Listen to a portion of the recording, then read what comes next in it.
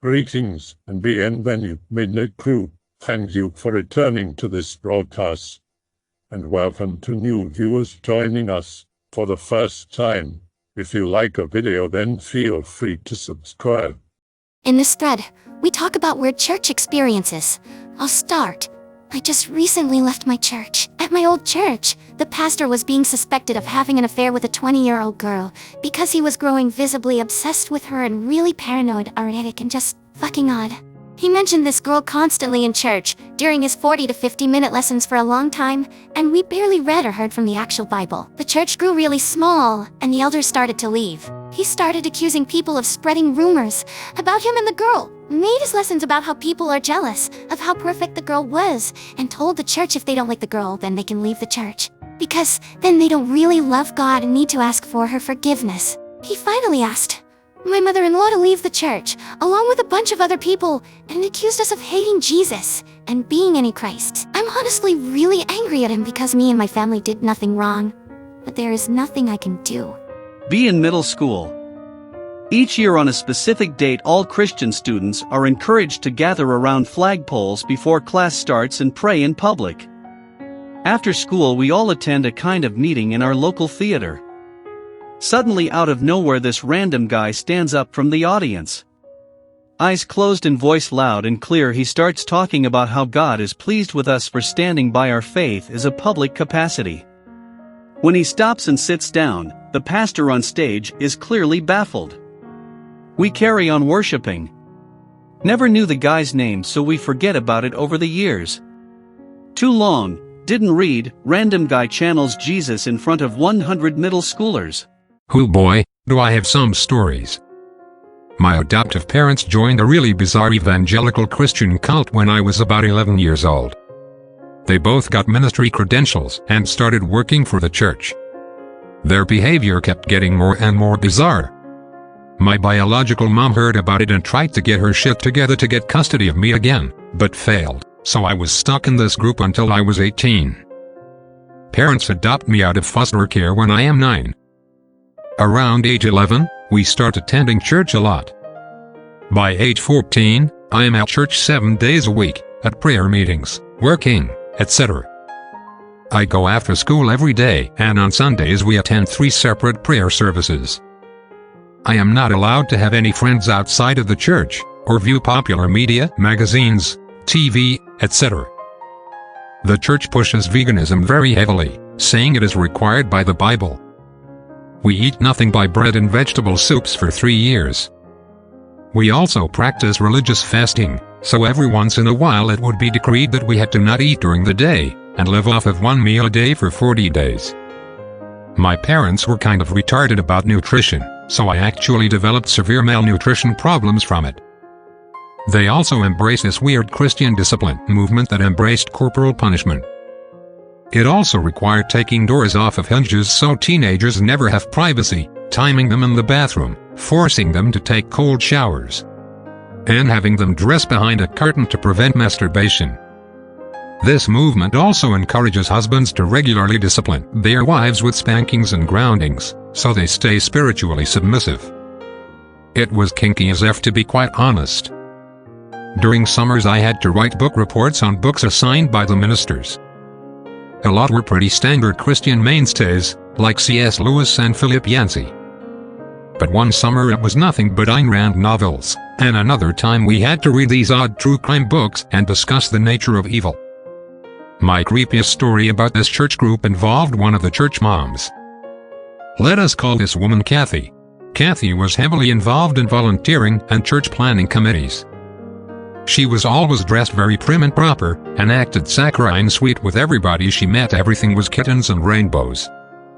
She was like a real-life version of Dolores Umbridge. Behind the kittens and rainbows and sensitive tears, there was a serious dark side.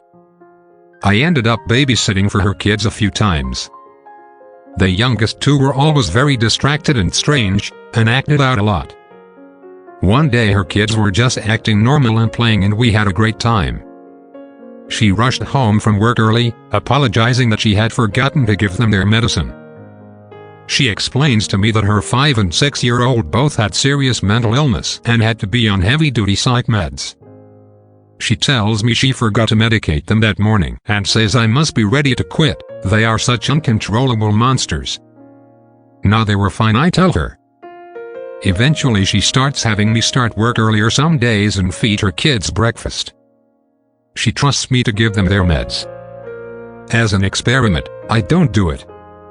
Every day I just throw the pills away. The kids are normal, happy children. On days Mom medicates them, they act like hostile little zombies and can't seem to play or show interest in anything. I start asking questions, saying that I am trying to better understand the kids' conditions. I look up the medications and find that they are usually only given to adults. I wonder where she got the prescriptions from. Cathy gets nervous about the questions. She finds another babysitter. About a year later, Cathy starts a parenting support group at the church. At the parenting group, she starts accusing some parents of letting their daughters have inappropriate relationships. She claims that the junior high girls who hold hands fix each other's hair are acting in a way that is unnatural, and they should be forcibly separated. She takes it upon herself to start chaperoning the girls of the youth group, following them into the bathroom to make sure they don't do anything improper. She also starts talking a lot about the homosexual agenda, trying to push the church to get involved in political action and protests. This actually causes a ton of damage, because due to the success of her campaign, money gets pulled from things like education, outreach, and charity programs to fund the anti-gay crusade. When people call her out on it, she would fall to the ground shaking, or hyperventilate, and generally fake an anxiety attack or seizure and blame them for stressing her out. She starts claiming she believes in spiritual warfare, and that non-Christians are sending demons against her to stop her work. More and more radicalized families are joining the church, and they start to pick up on this. Spiritual warfare becomes a convenient place to put blame when Christian discipline tactics fail badly. Pretty soon any teenager or child that acts up a bit or questions the church is being forced into exorcism and faith-healing sessions, and the adults have learned to keep entirely quiet. But here is the creepiest part about the Cathy story. So, Cathy has a sister, a quiet, anxious woman who mostly keeps to herself. One day Cathy's sister decides to divorce her husband. The divorce is pretty ugly for the sister financially. She has nowhere to go. The church doesn't approve, but Cathy's family takes her in. After about a year, she disappears with her kids. At first it is treated as a missing persons case, but it turns out she was staying in transitional housing nearby, assisted by a woman's domestic violence shelter. When confronted about leaving, she says that she was frightened for her children's safety, and needed to leave the church for her kids' sake. Nobody thinks to question why she was taken in by a domestic violence shelter. She seems deeply afraid of Cathy and Cathy's husband. Cathy loses her fucking mind. She convinces the parenting group that her sister has denounced God. She convinced them that her nieces and nephews need to be rescued from a non-Christian upbringing by a single mother.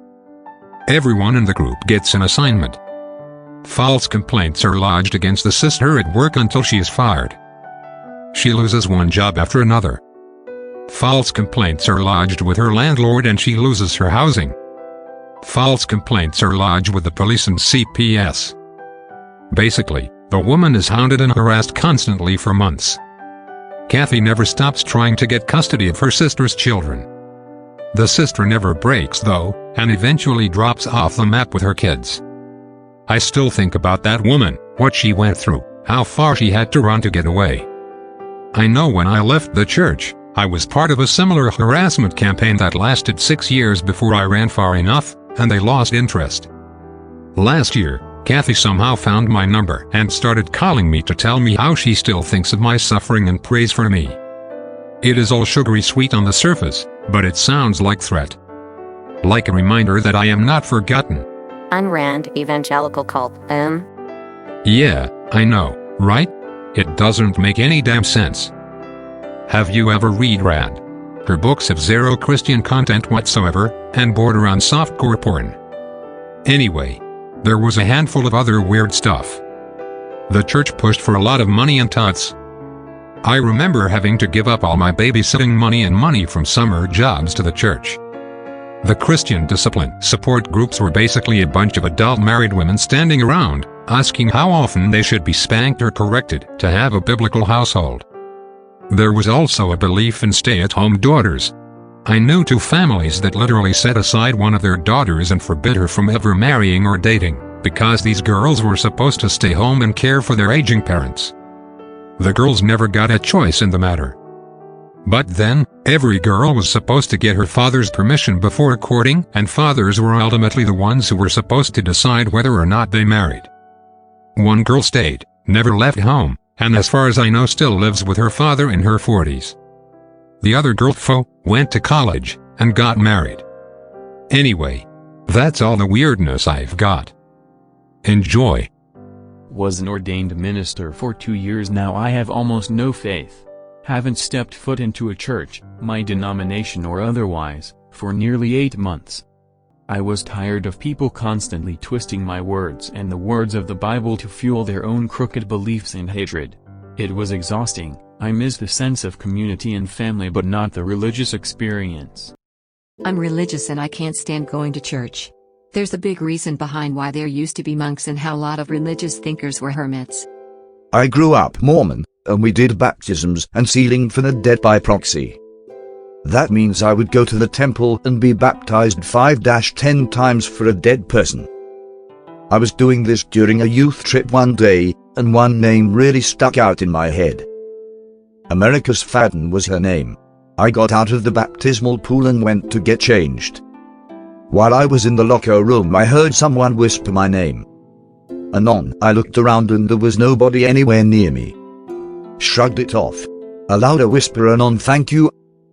It was pretty intense, and it was the only supernatural experience I've ever had. Still wasn't strong enough to keep me in the church though. I'm agnostic now. I am devout Christian, even about to graduate seminary with a master's in divinity, but never believed in the gift of tongues. Always interpreted Acts to mean a real language used for evangelism. One day, I went to a Pentecostal service, and suddenly, it felt like fire in my chest. It was terrifying. My eyes watered, but it felt like they were plucked out. I could not stand. I fell to the floor and began speaking in tongues. I could not stop. It was like word vomit, but it sounded like Elvish from Lord of the Rings mixed with Japanese. When it was over, someone told me that was a beautiful prayer, I said. When pushed, I discovered she had heard me say, Lord, bring us back to you, and let us quit running from your love. We have always believed, but in our sin we have fled. Bring us home. Still baffled but amazed by God. I got one, and I'm terrible at Greentext writing, so hang with me. I was about 11 or 12, and I was sitting at church with my grandma and great-aunt. It was one of your typical Baptist churches, but I enjoyed going because the pastor always had some sort of comical act in his sermons. I was young, so I really didn't want to be there on the last day of my weekend, but it was entertaining enough, and we always went with my great-aunt to eat a big Sunday dinner afterwards.